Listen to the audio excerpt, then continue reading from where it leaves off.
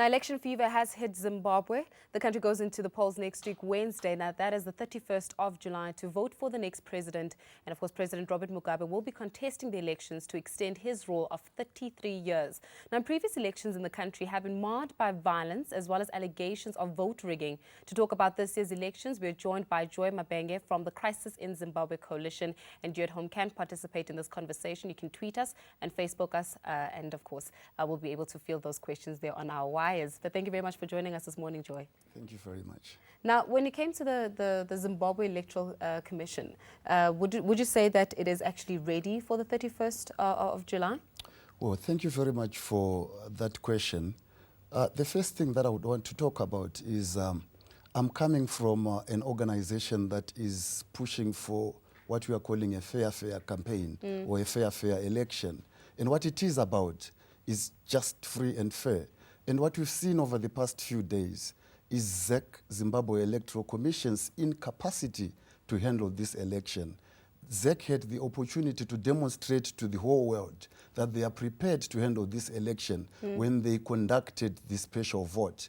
And it is on record that they failed to have the entirety of the 63,000 people that they said they were supposed to cast their ballot as a special vote, cast their ballot as they had said was supposed to happen. So this puts to question the technical capacity of the election management body to handle this election. So what we are questioning is why the nation is being stampeded into an election that the nation itself is not ready for, that the electoral management body itself is not ready for.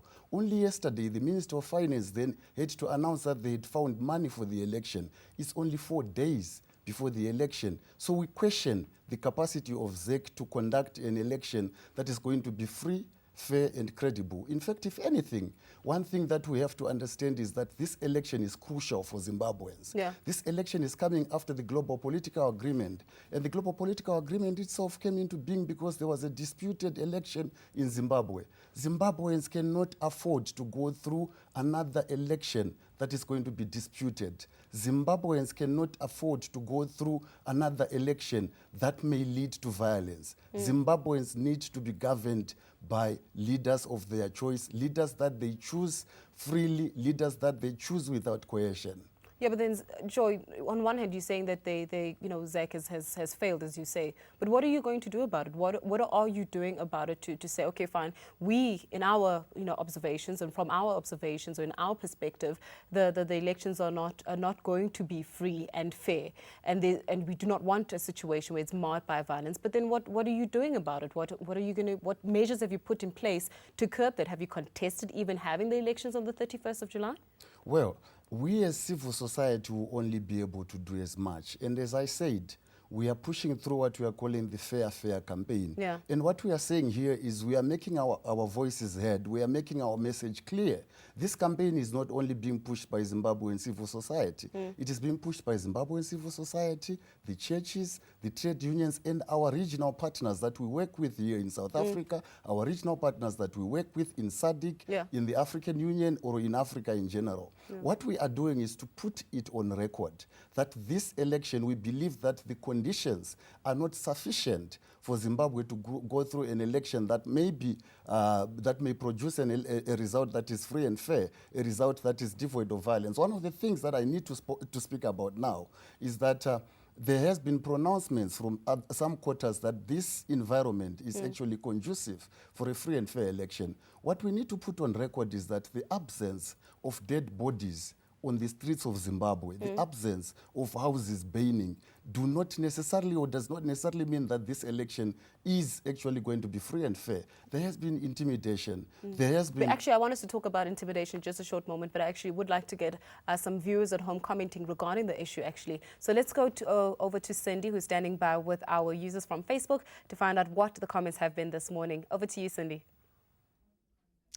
Thanks so much, Faith. Now, international observers or slash Sunrise Facebook commentators, we asked you, how do you think the elections will pan out come Wednesday, the 31st in Zimbabwe? Pilane Ngube says, Mugabe must go, plain and simple. Arthur Angry Bird said, what is a president who's in power for 33 years called? And the answer says, how can he rule for that long without dragging? Mugabe must go and stop his comic show rallies. Gideon says, Morgan should just leave the old man to rule until such time he is too old, and then Morgan should take over. And Lindsay Mbanga says, enough is enough. Mugabe must just go. They must stop suffering. And one from Peter says, as long as Mugabe wants to cheat, he will cheat, and he will beat up his opponents. None can challenge that old man. Only God will see him down that election. And lastly, Kumbulane Ngube says, Mugabe has a habit of winning, hence he's born a leader. He just beats bad losers who end up claiming the elections are rigged. We certainly hoping that there will be transparency in these elections and hoping that Zimbabwe will return to its former glory. And those are the comments we have on Facebook. Back to you in studio. Thank you very much for that, Cindy. Now, Joy, where do we draw the line, though, because as much as we can say these elections are not free and fair and we have got campaigns in place, etc., is it not perhaps a mentality or an ideology of stop Robert Mugabe from ruling for the 34th year rather than let us have elections that are, in fact, free and fair? Where do we draw the line between that now? Is it just not sort of like a plight to stop Robert Mugabe from ruling again? And what are the chances of that happening? Well, it is very unfortunate that in our entire lives, after independence from Britain in 1980, we have not known any other leader other than Mugabe himself. So he goes into this election to contest for the 7th time. How many times has South Africa changed leaders over the past 10 to 15 or 20 years? But he doesn't stand there and say that I'm voting myself as president. He's got ballot papers, people that are going to the ballot box and voting for ZANU-PF and saying we want him to be in power. So therefore, is it not then the responsibility, does it not lie on the people to decide that it's time for change rather than for coalitions to come together and say, we know we need to stop that from happening? The people must say, no, we are tired of this, and perhaps really find mechanisms of actually making their voices more heard. And the people actually said that on the 29th of March in 2008. Yeah. And what did we see? Mugabe refused to go, and we had an election on the 27th of June, which was a sham election. Even SADC itself could not endorse that election. So what we've seen is a culture of voter manipulation. What we've seen is a culture of electoral manipulation. What we've seen is a culture of rigging.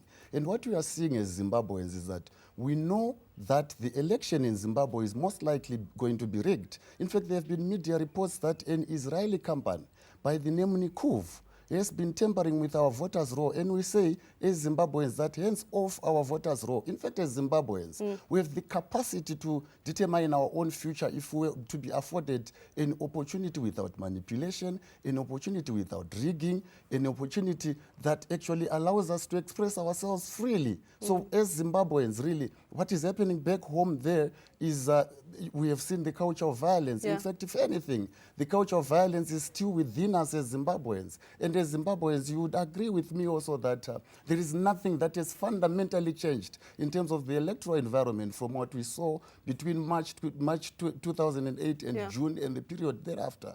The wounds are still open. National healing did not actually heal the communities. So intimidation has remained with us in communities. This is why we then say that it is folly for anyone to actually pronounce that the election, because there are no dead bodies as yet, is going to be free and fair. However, what I want our viewers to understand is that it is possible. Unfortunately, we're running out of time to actually go into that, but I know that we're going to extend that conversation more when it comes to Facebook, etc. And I'm sure people are able to go onto the website and see more information regarding the coalition. In fact, we have been speaking to Joy Mabenge from the Crisis in Zimbabwe Coalition. And for more information, go on to their Twitter account, go on to their Facebook account, as well as go onto the internet and check them out on their website.